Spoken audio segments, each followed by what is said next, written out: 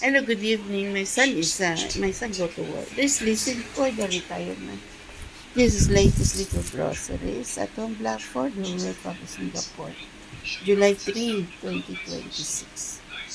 Okay, there's some pork, two kinds of pork, okay? Belly sukiyaki and also shabu pork, okay? Collar, okay? Oh my gosh, the bread is so delicious. Pork. Oh. Okay, and the bread and the some from Sherry Farm vegetable and the eggs down there and the honey.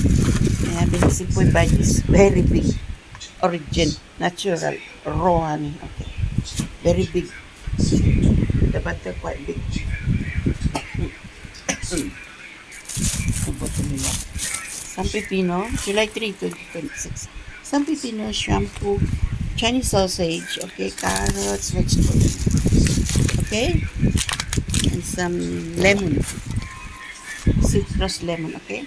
And this one, when we came home, we have this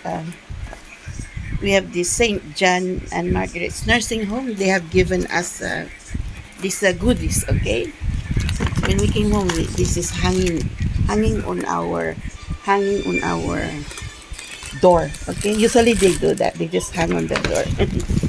Okay, so Pringles, okay, and some stickers. Yeah,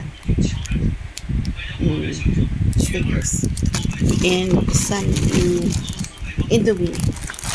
Okay, noodles Indomie, and then have some plain crackers. Okay, so enjoy first. Okay, and have some tea and coffee there. Some tea and coffee. Yeah, goodies. Some goodies. Usually they do this every yearly, but they have a little absence. And today, this year they came. Here.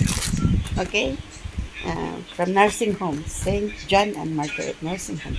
Enjoy, folks. Yeah, free goodies. Yeah, free goodies. Yeah. Enjoy, folks. At yung black for the World of Singapore. This one is from NTUC.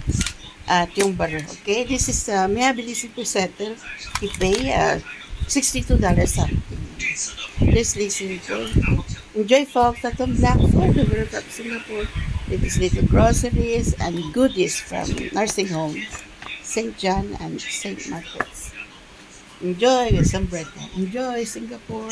At yung black for the World of Singapore. July 3, 2026. Enjoy Singapore.